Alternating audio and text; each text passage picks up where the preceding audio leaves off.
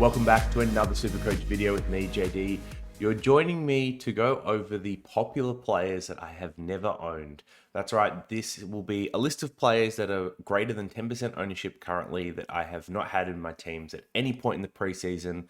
I did a video a few weeks back around the players that hadn't left my side yet, so I guess those were the players that were closest to locks for me at that point in time. And I guess by comparison, this will be a video of those players I think you should be avoiding. And I'll try and give you at least one stat or reason or an explanation for why that's the case at each of them. But yeah, we'll jump into it quickly. I'm going to be looking at players over kind of the 200k price mark. So really none of the rookies, but you will get some of the cheaper mid prices that we have been including in our sides. So off the bat, we've got in defense, we've got Sicily, Crisp, Stewart, and Miller, who I'm surprised is over 10%, to be honest. So going through these four quickly. So Sicily, while he is a great player and has done wonders for me in the past when I've selected him in my side, coming off the ACL, I am worried about both his ability to reach his previous best and play at a full year. Coming off an ACL does have quite high elevated risks that you don't get back to your best performance within the 18 months after. Similarly, that you have a reoccurrence of injury, whether it be ACL or pick up another injury as a result of weakness from that knee. And so while he does have a discount, I don't believe the discount is big enough that warrants the risk that an ACL or just coming off an ACL has attached with it. In addition, I don't think it was particularly great in the preseason games I saw.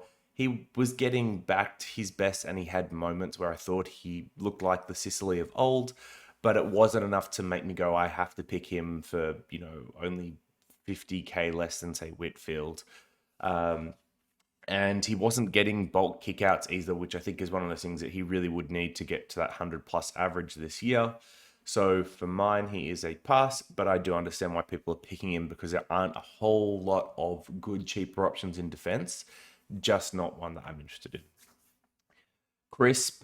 So I've posted a couple of stats on Crisp at my Twitter, which is at Jackson Davey. If you don't follow it already, just hit 1,500 followers, which is pretty cool. So there's two things here. So one, he's obviously slated for more midfield time. And if you've been watching the channel for a bit, you know that we absolutely should be trying to target defenders that are getting more CBAs. They generally have big increases to their scoring. And if you look at who was the number 1 and 2 defender last year, it was Mills and Laird, once again, 2 defenders turned midfielders.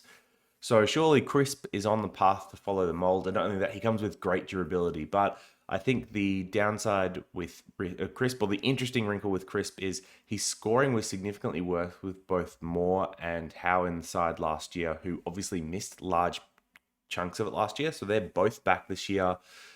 Whether that still has the same drag and he's scoring when he's in the midfield, probably not. But he is, going to drift half back at times. So maybe the influence there. Secondly, his scoring didn't scale with CBAs last year. So when he was at, I think it was 0 to 25% CBAs, which there was about 9 games of, he had 108 average. When he was over 50% CBAs, which I think there was about 8 games of, he was only at a 102-ish average. So it's interesting that CBAs didn't actually help him score more last year. Now, maybe that isn't a trend that continues and a season in the midfield and a bit more opportunity, new coach reverses that trend, but it does worry me and has worried me off the pick. And then finally, I think some of the Collingwood midfielder and defender scores were overinflated in the second half of last year because they played quite a possession-happy, kick-it-around type style, which, DeGoey benefited from greatly, for example. And I think there might be a little bit of inflation in Crisp's score at the same point. So it's, I guess, a pick that I don't have a problem with. I might even prefer it over Lloyd at the moment. But it's just not one that I've got in my team. I think there's better value elsewhere, which is what I'm trying to find. Stewart, I mean, he's coming off a Liz Frank. These are not great injuries. He's had a good preseason, and he actually looked really good in the preseason games, better than someone like a Sicily, for example. But this injury carries a fair bit of risk, and I'm quite worried about his durability.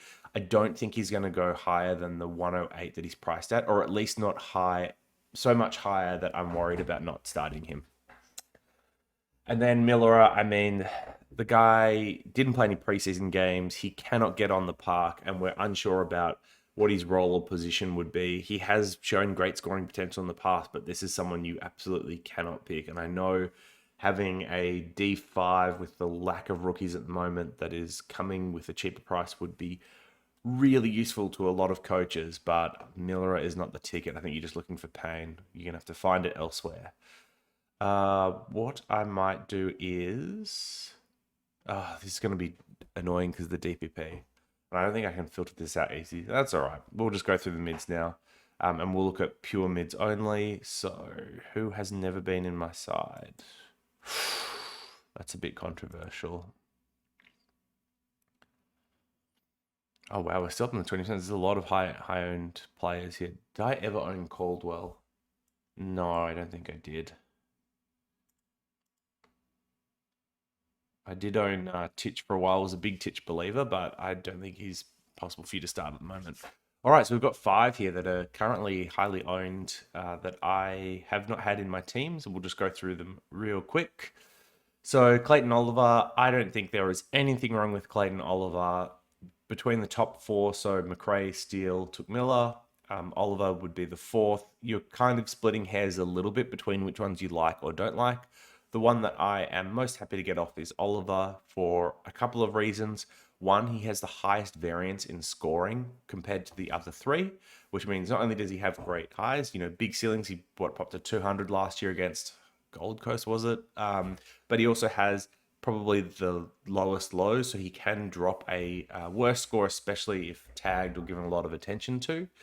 And the reason why this matters when you're trying to differentiate at the top end between the top few picks there is that because he does have that higher variance, he's more likely to drop to a cheaper score throughout the year that you can pick up and get a little bit of value that way. Where those that are more consistent, say like a McRae, who don't have as large a variance, are going to stay at a more consistent score throughout the year, more consistent price throughout the year, and you lose, I guess, a little bit of money when you start one over the other. That's kind of the thinking that we're going with here. And the reason why Oliver hasn't been in my side, but I get why people would pick him.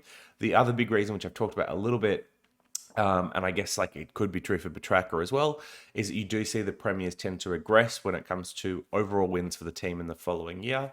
Now, I have my doubts that this will hold true for Melbourne just because of their list profile and the ability to keep it all together, stay cohesive as a unit. But with that in mind, like it is like another kind of little red X to Clayton Oliver. And that's why I've put him down below Steele, McRae, Took Miller for the preseason. Secondly is Cripps, obviously one that has not been in consideration for almost anyone's team right up until a couple of Amy Series games where he looked really good. He looked closer to the Cripps of old than we've seen for the last 2 years. But is someone that hasn't convinced me that he needs to be in my team. I'll go over, I guess, a couple of reasons. So one, what I saw was someone that was trying so much harder than anyone else in that Amy Series games. His hunger and desire to win the ball was much greater than anyone else, who seemed to be kind of still in second gear a little bit for a lot of that game. And that makes me worry a little bit. Does this performance stack up or carry over when you go to the full season and everyone's trying as well as he does? I mean, also he's someone that has been given quite a lot of attention in the past during the season, checked quite heavily, especially when he was at his most dominant, double teamed at stoppages at times. And we, of course, don't see any of that in the preseason. He goes completely unmanned, kind of can do whatever he wants. So whether what we saw in the Amy Series for Cripps in particular carries through, there's a bit of a question mark over that. And then I guess the other thing is at his 454 price point, he does need to be a keeper. So I think reasonably, if he goes anything less than 105, you're probably unhappy with the pick. And I'm not sure that he has, say, a 110 in him after what we've seen the last couple of years. And so for me, this feels like reasonably risky and at an elevated price, especially when we've got options like Berry and Rao in the midfield who won't be that far off his average and are cheaper, so there's more money to be made. I think it's a little bit hard to go with the Cripps over those ones. But 31% of sides at the moment, that is, wow, 1 in 3. Jai Caldwell, there's not a ton to say here apart from he was on our watch list for that 250k-ish kind of mid-price and mid-value range, but Berry has eclipsed him in the preseason, and we saw in really both matchings, but more the first one, that when Essendon had a full mid complement, Caldwell wasn't getting CBAs anymore. He was playing more of that half forward and pushing up to the midfield. And to be honest, it might be a consideration for some people if Berry just hadn't looked as good. But I think it's really hard to pick Caldwell, who has had pretty bad soft tissue injury the last couple of years, over someone like a Berry, who, while he has had groin complaints, has gotten over it and looked better with a better role in the preseason. I guess the good news is that if Berry does fail, you can always swap to someone like a Caldwell, but yeah, not one that I could advocate for at the moment. I'd either be going Berry or Rao, a little bit like the criticism as well. The Bont and Petrarca. So Bontham, they're both just over the 10% mark. I wonder if these are falling or rising. I'm guessing maybe falling. So Bontempelli, I guess same criticism as Oliver a little bit. Actually, both of these you could say is the same criticism as Oliver a little bit, which is that they're high variance players. So we saw Bontempelli last year have a really hot streak, which I was thankfully on, that put him out of price range and made it really difficult for a lot of people to obtain. But he did this primarily during Dunkley's absence, and he seems to score worse with Dunkley in the side. I'm not sure if that's just because of sharing round or they push him more forward, but there obviously has been a fair bit of talk that he might be playing forward a little bit more, and we did see that in the Amy games a little bit. Now, I think that's a little bit overstated, and people that are hoping that they pick him up as a forward at some point in the year are probably dreaming a bit. But I think it is unlikely that he comes out and averages that 120 mark, or, hurts non-owners from the beginning. I think, as I've mentioned a couple of times as well, with COVID, I am trying to prevent myself from stacking my side with too many players from one team. So given people like McRae and Dunkley feel like musts at the moment, I think adding Marcus Bontempelli into the mix probably doesn't feel particularly great. So he is one that I have passed on for now. And to be honest, I mean, at that 650k price point, you're comparing him with really Oliver, Took, Steele, McRae, Steele, and I just have him behind those four. And then finally, Petrarca, who, really emerged last year and finished strong towards the back end of last year, had a great final series as well. I think we're going to see a little bit of what we see with Dusty with Petrarca, which is he can fade in and out through points in the year. He'll have a good average overall at the end, and he'll have some periods where not owning him is going to really hurt. But I don't think he's a must start. And really, at that price point, I would rather have someone like a Parish in my side anyway, who's not even 10% owned. Or you could consider this Josh Kelly, who's gotten me the last 2 years. So there's no way I can do it to myself. But if you haven't, Kelly I like, Brayshaw I like, and these are all kind of just a little bit cheaper than Petrarca. So yeah, never really been in consideration for me. In the rucks, all right. So I have owned Gawn at some point now. I have owned Grundy. I have owned Darcy. So I'll add in Bruce, but I think my very first team I released, I had Bruce at R3 as a cash cow. So I'm adding in here only because I never had him as an R2, which I think a lot of people have played with, and they are actually thinking about him as an R3 now. You cannot do this. Remove him from your side. He should not be at 24% ownership. He should not be in your side.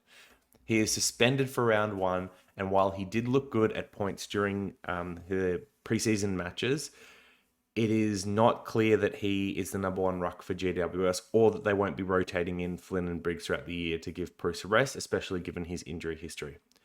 You cannot have him as an R2. You could consider him as an R3. Maybe you could have. And with, Cherry emerging, Dixon and Hayes as potential rookie rucks, there were things that started to mitigate the risk of owning Bruce that didn't make him the worst option in the world. But with him being suspended week one, you not knowing where he's going to be named in that side. Is he forward? Is he mid? How's that playing out?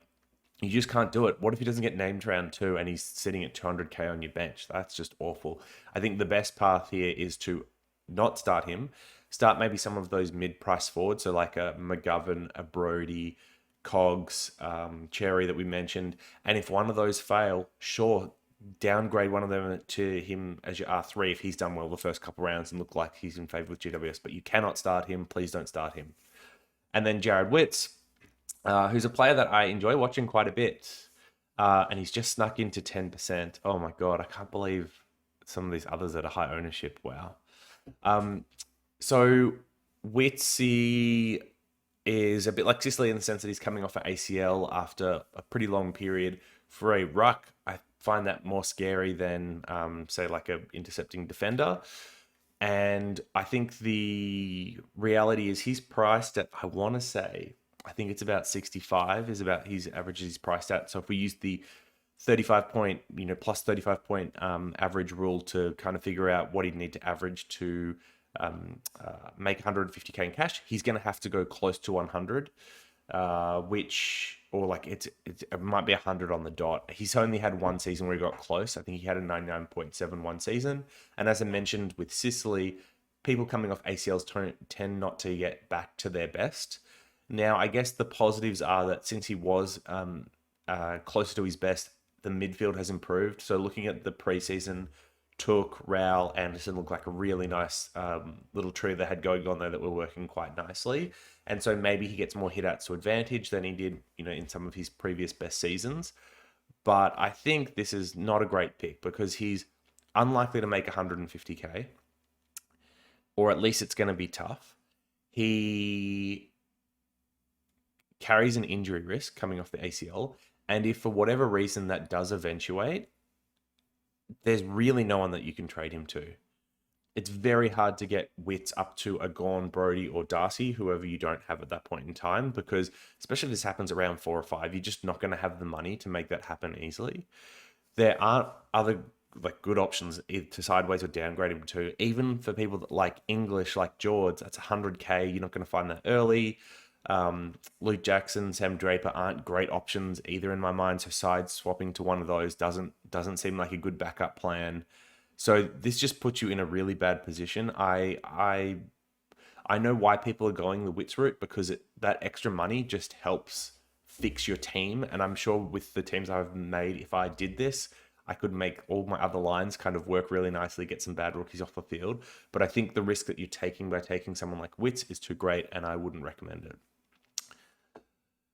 All right, and into the forward lines, probably the ones where there's been a lot of players owned by others that I just don't like whatsoever. Let's go through a few of those. So Cogs, Dunkley, and Butters are like the 1, 2, 3 that I've had pretty much all season, with Heaney as well, who's now out. And if you don't have these three, I don't know, I think you need to redo your team. Brody's popped up and I have played with him once or twice. Heaney was in the side, but after playing forward for all the preseason game, he's long gone. Curnow was in there at one point, but obviously with him missing a game, wasn't, like the reports not being good and other better forward mid-price options popping up, he's no longer in consideration. And Gresham was in there for exactly, I think, one team. And then the preseason reports came out that he still had problems with his knee. Well, he didn't have problems, but he was icing it and like doing laps at training. So pulled him out at that point. And I mean, we've seen that flow through the Amy series where he hasn't been particularly great. So we've got 5 here. So I think the article I did for the Herald Sun, I had Dustin Martin as like my hot take on a do not start. I get why people have Dusty in their sides. He has been a reliable, popular premium for us for the last 4 or 5 years, as well as being one of the best players in the league. The talks are that he's going to play more midfield this year, which could see him increase his average. I just think the thing here is that there are better options in Dunkley and Butters. So one, there's no way that you could convince me Dusty is better than those. Both in like value and potential scoring as well. The only thing he has on them is durability, I would say, which wavered a little bit last year, but over a longer body of work has been better. But he is someone that has traditionally always started slow anyway. He smashes Carlton round one, and I've put the stats of that on my Twitter as well at some point in the last month or two. Smashes Carlton round one, then he seems to fade off a little bit. He gets cheapest around the buys, and then he tends to go home pretty strongly as well. I don't see why he wouldn't follow the same pattern this year, especially given that he has come in a little bit leaner and undersized compared to previous years with that kidney injury. So he is someone that I haven't ruled out picking up for later on in the year. But given that the Tigers have the first bye, I think, if he looks good, I'd be targeting him after that point. That's where I would have him penciled in as a consideration for my forward line. It wouldn't be as a starting pick. I mean, Rayner, this pick's a joke. I've called it all preseason that he's not going to play enough mid-time for you to score points, and I don't think he's that great of a player anyway.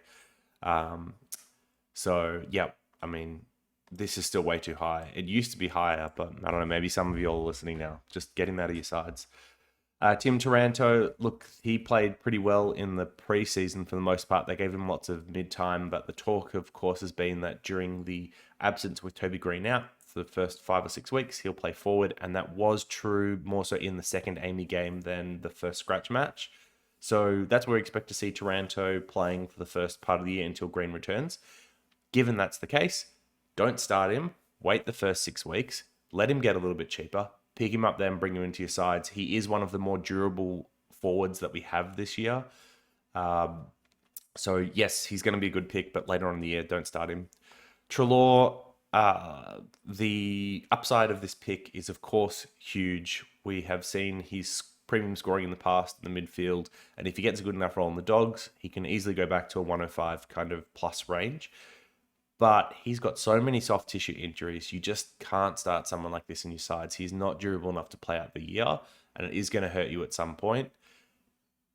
On top of that, I think he got a shoulder knock or something in the preseason that he then had to go and get scanned. So, this is a void for me.